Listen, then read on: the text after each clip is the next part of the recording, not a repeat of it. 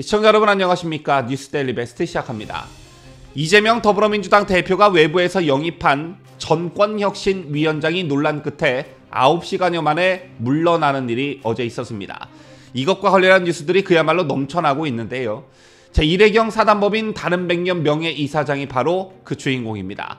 이 사람이 논란을 일으키고 있는 이유는 몇 가지로 압축할 수가 있는데, 우선 그 첫째가 천안함은 자폭을 미 패권 세력이 북한의 폭침으로 조작한 것이라던가, 코로나19 진원지가 미국 등이라던가, 이러한 근거도 없는 막말 수준의 음모론을 주장한 사실이 드러났습니다.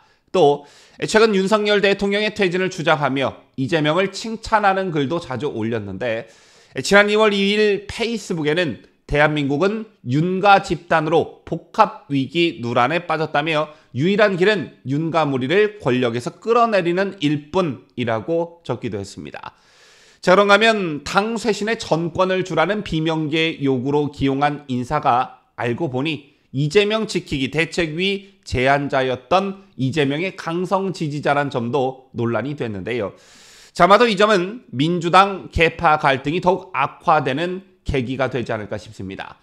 어쨌든 어제 민주당에서 일어난 이례경 임명 파동은 정치적 파장이 만만치 않을 듯하고, 무엇보다 이래저래 위기에 직면한 이재명의 리더십도 최대 위기를 맞을 듯합니다. 오늘 아침 신문에서 복수의 언론은 이재명의 자폭이라는 말을 쓰더군요. 그렇다면 이재명은 왜 자폭 수준의 무리수를 뒀을까요? 이게 제일 먼저 궁금해집니다. 애당초 혁신위는 이재명 지도부에 대한 당내 불만이 고조되면서 출범 논의가 이루어졌습니다. 전당대회 돈봉투 사건과 김남국 의원의 코인 논란에 대해 당 지도부가 이렇다 할 돌파구를 찾지 못하자 비명계를 중심으로 한 민주당 의원들이 혁신위 구성을 요구한 것인데요. 앞서 혁신위 권한을 두고도 친명계와 비명계 간 의견 대립이 있기도 했습니다. 비명계는 전권을 요구했고, 이에 친명계는 이 대표 체제 흔들기라며 반발했습니다. 자, 여기서 지난달 14일 열린 이른바 쇄신 의원총회에 주목할 필요가 있는데, 일요일이었던 이날 오후 4시부터 밤 10시 반까지 비공개로 진행된 의총에서 비명계 의원들은 작정한 듯 이재명을 향한 비판을 쏟아냈습니다. 당이 다 죽게 생겼으니 대표가 쇄신의 칼을 들고 휘둘러라 라는 박용진 의원의 포문이 있고 난 뒤에 이제껏 의원총회에서 목소리를 낸 적이 없었던 초선 의원들도 연이어 자유 발언에 나섰다고 하는데요. 이 과정에서 일부 의원들은 이재명 면전에서 재신임까지 요구했다고 하죠. 그런데 비명뿐 아니라 중도 성향 의원까지 20여 명이 이재명을 향해 비판을 쏟아내는데, 정작 친명 의원들이 별로 방어를 안 하더라는 겁니다. 이재명의 최측근 모임인 7인의 김영진 의원 한 사람 정도가 이재명만으로는 안 되지만 이재명 없이도 총선에선 못 이긴다라는 취지로 발언한 게 전부라고 합니다. 자, 따라서 이 자리에 참석한 한 의원의 말에 따르면 이재명 대표가 이날 좀 세게 충격을 받고 위기의식을 느낀 것처럼 보였다고 합니다. 그리고 그 뒤에 즉 5월 14일 이른바 쇄신 의원총회가 열리고 어떤 일들이 벌어졌습니까? 수세에 몰린 이재명의 선택은 비명계에 대한 역공이었습니다. 쇄신 의원총회가 열리고 약 열흘 뒤 이재명은 꼼수 탈당 후 복당한 민영배 의원과 함께한 유튜브 방송에 출연했는데, 여기서 강경 발언을 쏟아냈습니다.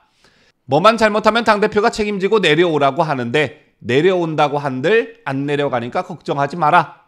지금까지는 분열과 갈등 요인이 될 수 있는 부분을 자제해왔다. 그래서 사이다가 김 빠졌다, 맹물됐다, 이재명 다음이 사라졌다라는 지적과 충고를 많이 받았다. 이원욱 의원이 개딸에게서 받은 문자 메시지라며, 이래도 정치 팬덤과 결별을 안 할 것이냐 하기에 전송 문자를 조사해보니 아니더라, 모르는 사람이다, 당원도 아니다, 그러니까 잘 가려내야 한다.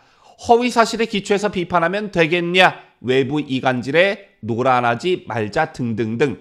최근 개딸들이 비명계 의원들에게 김남국 코인 사태를 비판한 대학생위원회 등 청년 정치인을 상대로 한 집단 린치를 벌이는 것에 대해 당 안팎의 비판이 거센 가운데, 그 강성당원들이 모여있는 당원존에서 이재명이 보란듯이 자신의 강성 지지층을 격려한 것입니다.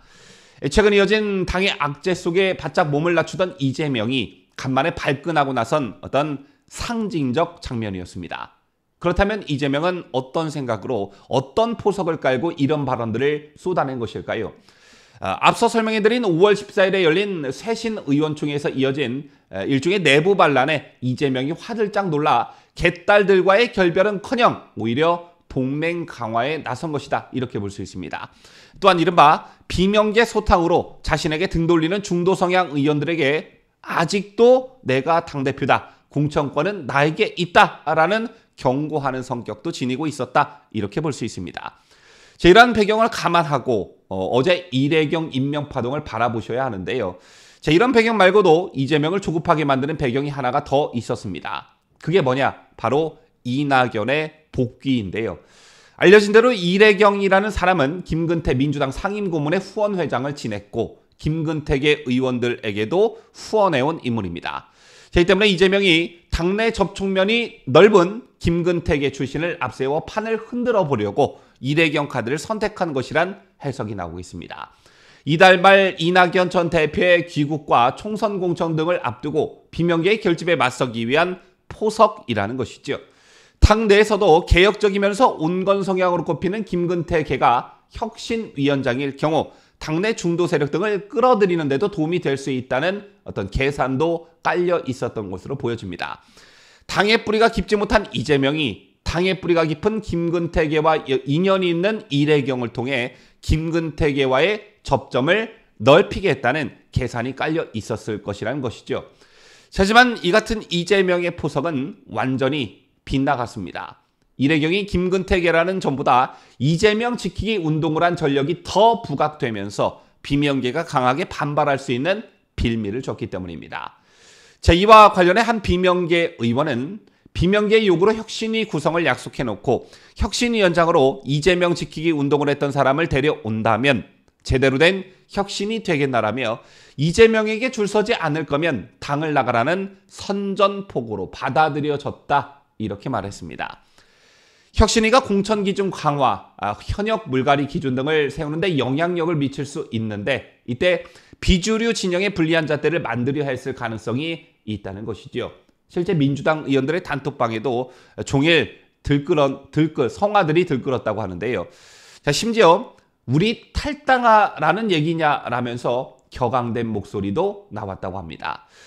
결과적으로 이재명이 약 3주간의 탐색 끝에 내놓은 회심의 이래경 카드가 자충수, 자폭이 되어버렸고 혁신이라는 이름을 앞세워 자신을 둘러싼 사법 리스크와 돈봉투 수사, 김남국 코인 논란 등을 잠재우려 했지만 오히려 친명 비명 간 전면전의 신호탄이 되어버렸습니다.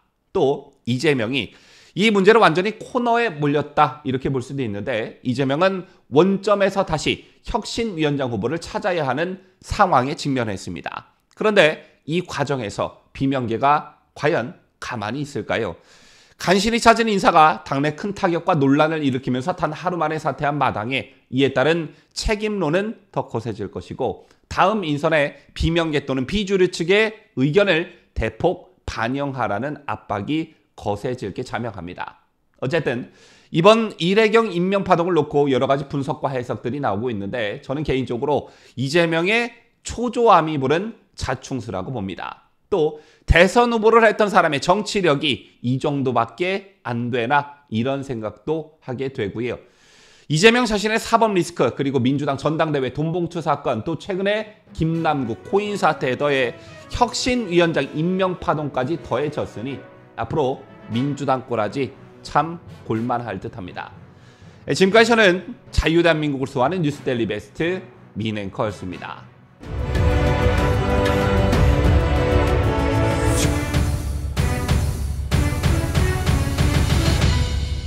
함께해요. 뉴스데일리 베스트.